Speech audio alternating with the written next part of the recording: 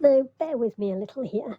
I learnt hangliding and paragliding on courses when I was at university. Paragliding up and away in bright Australia. Yorkshire, England, hangliding not so far from the ground at times. There are competition type, touring, demountable, very rigid cross-country hang gliders that are almost a crossover to gliders. Now, gliding in the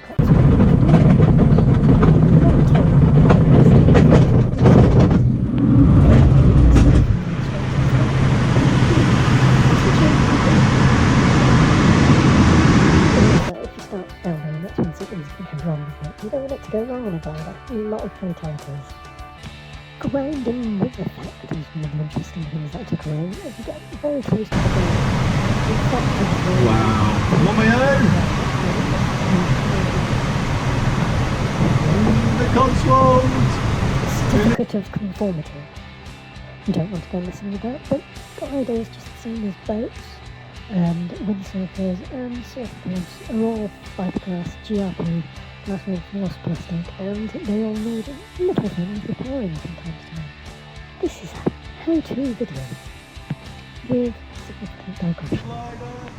In Devon, Cornwall, in the Gower Peninsula in Wales in the 1970s, our dad was a fairly early surfer, and things were expensive. Money was tight. He turned to making his own surfboards for us children.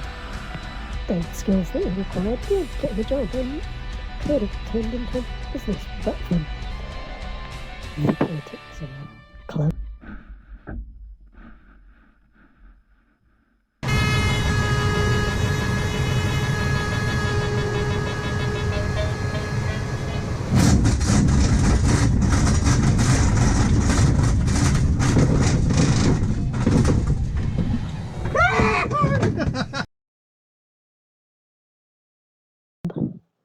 Not on anyone's knee, but from that sort of age I learnt a lot.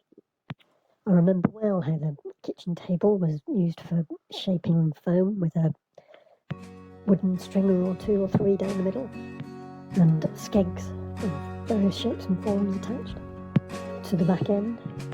Then a shed wrapped up on the inside with plastic as if it was a murder scene, potential murder scene, gas paraffin heaters, keeping it warm to get that right temperature for the resin to impregnate with the glass fibre, the cloth, and get that smooth glassy finish that you would need to polish.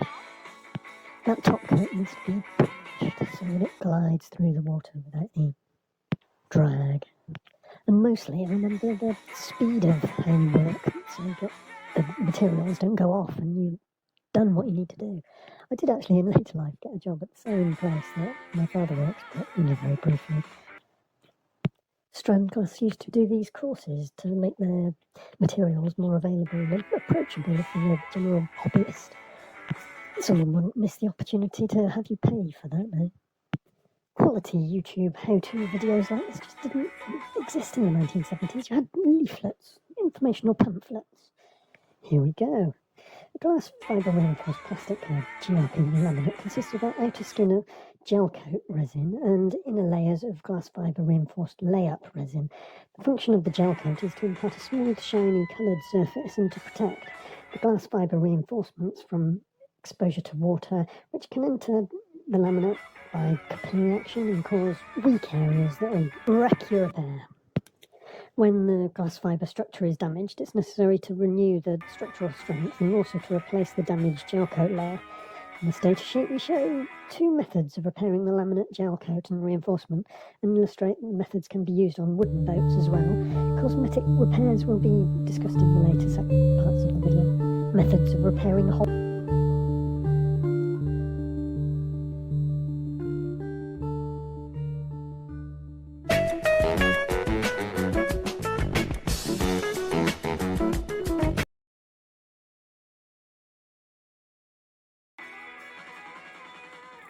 Method 1 illustrates a repair working from outside the hull. This entails making a backing which will be inserted through the hull from the outside and held in position so that the hull can be filled with resin or filler mixed and sanded to achieve the original contour. This method is used to repair areas where it is not possible to work from the inside, buoyancy tanks and double skin boats. You're making the shape slightly bigger than the shape with expanded metal lathe, aluminium of course, or stainless steel. Your opposite layers like a diagonal with a layer of cloth on the outside impregnated with resin and on the inside of the EML. This is like the skin of your umbrella, and you're poking through like a coat hanger and collapsing your umbrella a little bit, just enough to get it through the hole, and then that wet resin is then sticking to the inside of your hull of your boat, around its rim of the hole, whatever shape that hole is. Once you open out the umbrella, let's call this method 1 the umbrella technique. Method 2,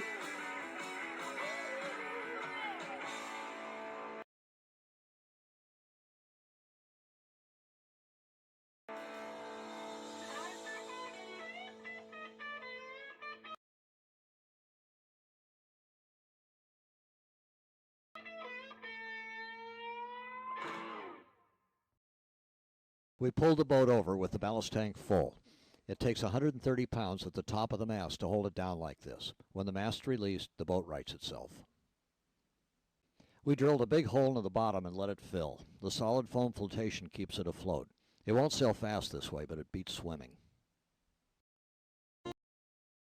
illustrates a repair working from inside the hull. Here glass fibre and resin are applied from the inside onto a former. This former should be made from a self-releasing material or be coated with release agent, as it will be removed when the repair has set dry. The former can be held in place with self-adhesive tape or small repairs, or with small screws tapped into the gel coat for large repairs. The screw holes will have to be filled with gel coat resin after screws have been removed. Method 2 is the better method because it produces a stronger repair with better finish, and one has the ability to reinforce the area if necessary after the job has been completed. Preparation is key as always. Clean, dry, dust-free and scratched. Sandpapered key and chemical acetone cleaning. It's the smells and the scratching that I remember mainly. It's a messy business and prepare the work area, but you do need to check the extent of the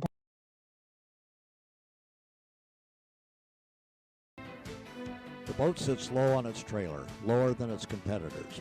It can be floated off the trailer without drowning your car. With the boat in the water, a valve is opened and it takes on 1,150 pounds of water ballast. This provides the self-righting stability that the boat requires for sailing.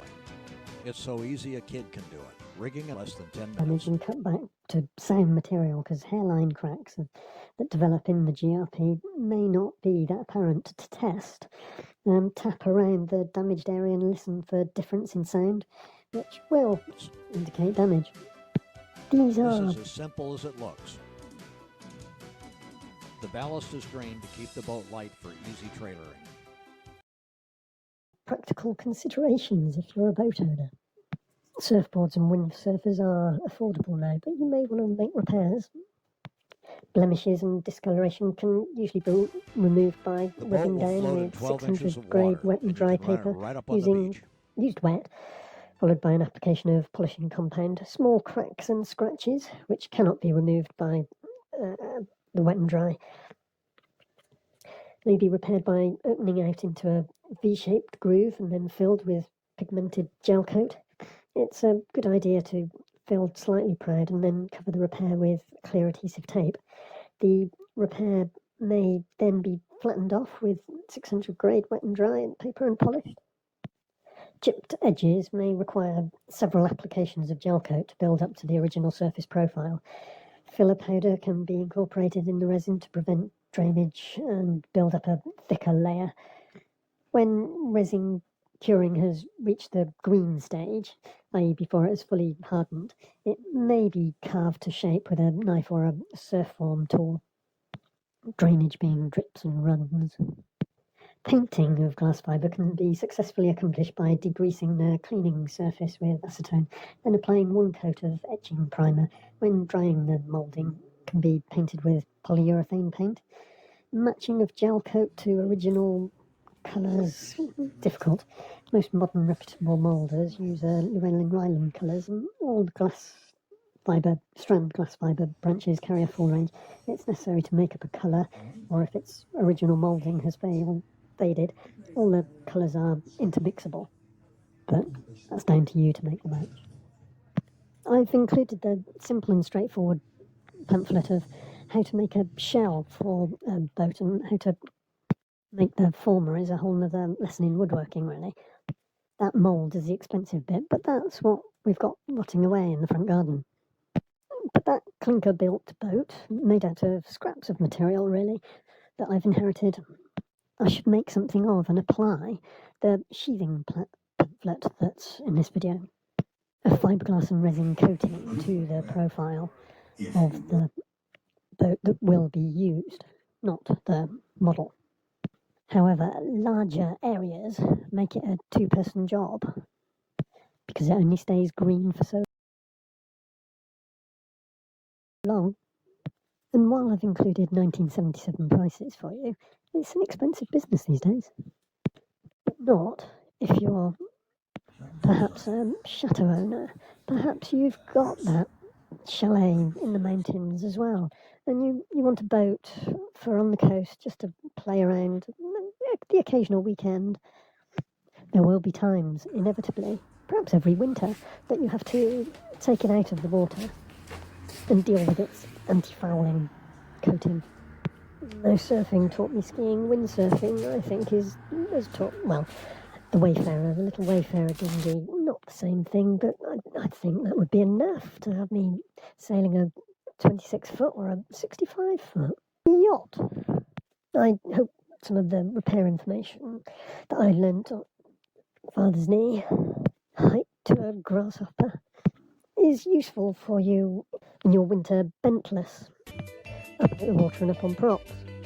But I go on these little flights of fancy. I'm going to get a trailer sailor, and I'm going to sail across the channel and down the canals of France, and then when I get to the Mediterranean, I know, stop me now, meet the tides on the Manche, the channel, and rumline plotter, just things that aren't going to happen for me, I think. The crazy winds that you need to get up to any speed just aren't going to happen in the summer in the Mediterranean, and I'm going to end up pottering around at 5 or 7 miles an hour, getting nowhere. I'm already thinking of the practicalities of, I could hire a skipper just to hold my hand going across the 12 or 15 hour channel journey from Portsmouth to Cherbourg, and perhaps to Honfleur and the mouth of the Seine. That wouldn't be a crazy thing to do, just because. This is just because I've seen a £4,000 McGregor 26 that it's just calling me. But I'm already on practicalities, and you have to do a lot of preparation with sailing. And I'm not really one to read instructions. £100 a year insurance, a boat. This isn't a new one, but a new one. I'm trying to put you off now. Lose its 50% of its value in the first 7 years. Be prepared for sailing just puts you off. The engine, the rig, the sails, the electronics, these are all the expensive bits. Practically speaking, over winter I could get away with a HDPE boat platform pontoon so that it lifts it out in its moorings. But the trailer basket's not really much good to me because I haven't got any physical land to put it on, and then I'll just be paying rent for that. We travel very slowly on a boat, I think I've mentioned, so the 165 days that you might be in Spain for, I'm not sure if it counts that if you just go into international waters that's enough, but you'll have to start applying for NIE and residency status. Now, getting a carte de séjour is bad enough, bureaucracy-wise. The base price fuels my escapist fantasy paradise. Prep of mooring fee practicalities, £50 per foot per year, or 0.38 euros per metre squared in Mallorca, €2,750 a year in Fréjus, Provence. I've now strayed onto the Mooringo website, where you rent moorings from other. The boat is going faster than 7 miles per hour. You can open the transit valve and the ballast tank will automatically empty, lightening the boat for higher speed.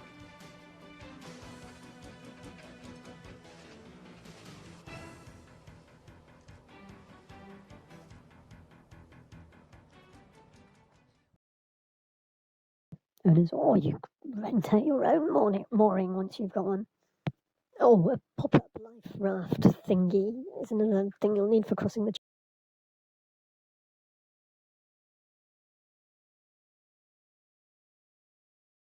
Greatly increases the mainsail's power.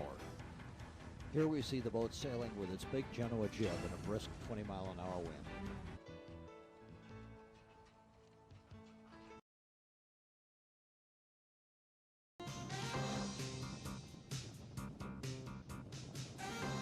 The camera boat's anemometer averaged about 42 miles per hour with gusts of 51. Some of the waves appeared to be about 18 feet high. channel. You may think this very particular, or perhaps peculiar type of preparation, showing you how on a particular tack you might be able to do a bit of heroic fiberglassing in the hull before it slips down below the waterline, but it doesn't cure that quickly. I have already done the fun research part of reading a few website diaries of people that have crossed the channel from England to France and made their way down to Le Midi, the Seine, the Saône, the Rhône, to Bouches du Rhône. There's a couple that find it very affordable to winter their boat in Cap d'Agde. I don't know if nudism is a prerequisite at that marina, but it's the length of time that it takes to get through France. There's a series of locks just shy of the Med that go 5 kilometres distance in a day. It's going to be months of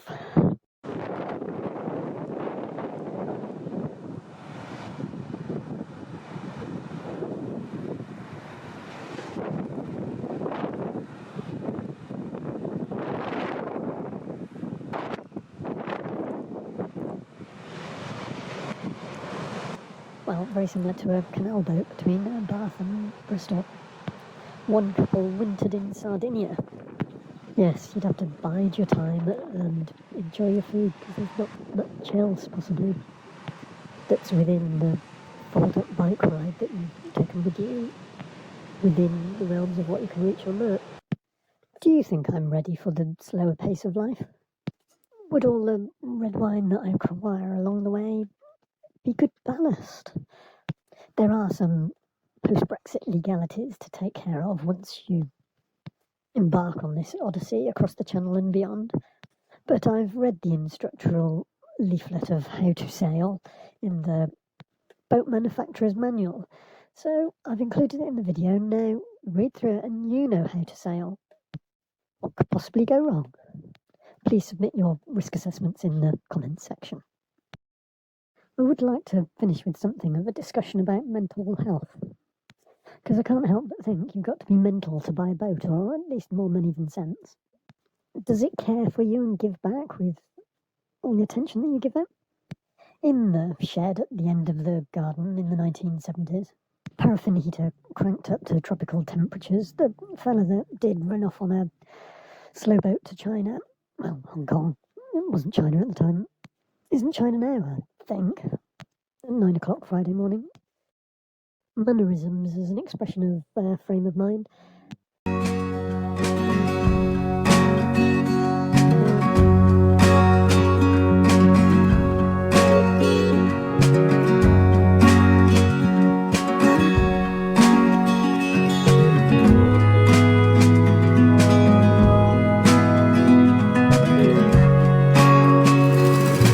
I think excited about succeeding in the task that you've set yourself as a hobby. Excitement about the money that you've saved by doing it yourself. The excitement and enthusiasm of wanting to get back stuck in. And visualising the excitement of enjoying the product in the water, fighting through the waves and riding the magic carpet. But in this excited state, our Dad would do the mannerisms that I've never seen anyone do before or since. Yes, I've seen people excitedly rubbing their hands together. Not that common, because I think people are more guarded these days. In the right direction. Gonna have to focus your mind. Sure. Stand up tall. And another mahi. And this is the result here. It looks very similar to the first one, but I think it's a bit bigger. We're gonna have fish tacos again, and this time I think I'm gonna make a chili lime avocado salsa. We got some avocados and a whole bag of limes, so I think it's gonna be good. The first tacos were amazing. It's gonna be hard to beat, but I'm gonna try.